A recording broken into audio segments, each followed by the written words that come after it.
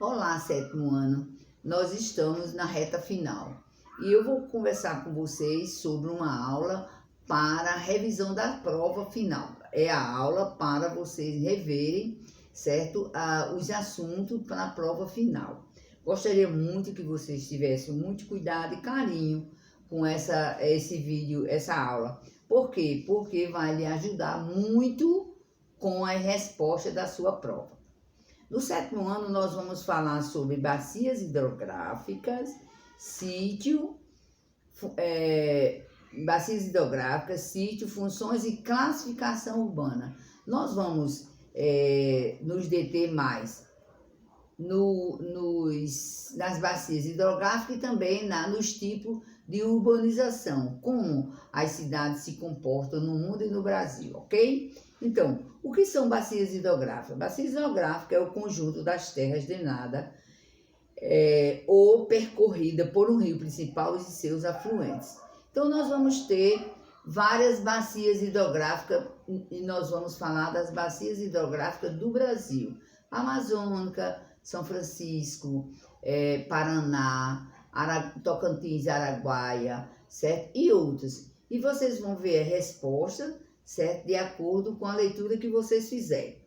A bacia do Paraná é a maior das três bacias que formam a bacia platina. A bacia platina é formada por Brasil, Paraguai e Argentina. É chamada área da bacia platina. A bacia amazônica é considerada a maior bacia do mundo. Esta bacia corresponde a outros países da América, certo? Por isso que ela não é genuinamente brasileira. A bacia genuinamente brasileira é Tocantins, Araguaia. O São Francisco é um rio que forma a bacia do São Francisco, é um rio de grande força hidrelétrica, ou seja, é usado em várias usinas para formar várias usinas hidrelétricas, por isso ele não é tão navegável. O rio mais navegável é exatamente o rio Paraná, lembre-se disso. O que é urbanização? Que é o outro assunto já. A urbanização é o crescimento da população urbana em relação à população rural, ou seja, quanto mais a população urbana cresce, a rural diminuindo, isso é o processo chamado de urbanização.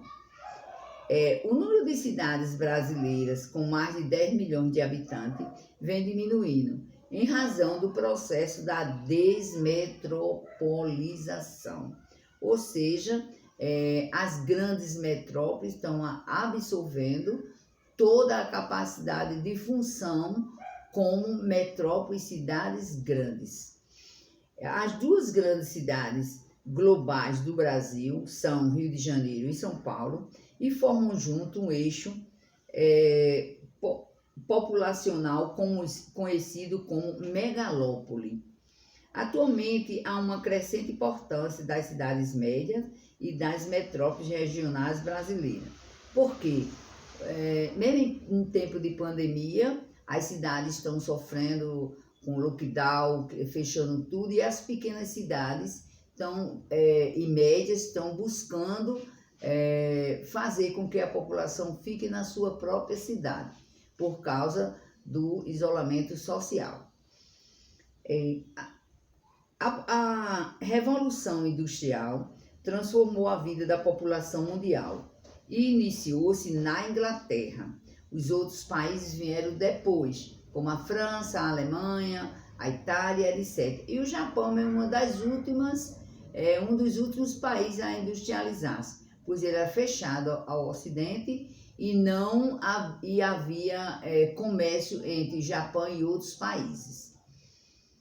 Na fase atual, a urbanização mundial, as aglomerações urbanas, são aquelas cidades globais. Aliás, são aquelas formadas pelas cidades globais, que estão no topo da hierarquia urbana. Bom, espero que vocês tenham realmente, certo, eu espero realmente que vocês leiam, certo? Contextualize o que vocês estão ouvindo e vendo e estude bem direitinho para a prova, porque esse é um assunto que nós já vimos, ok? Boa sorte!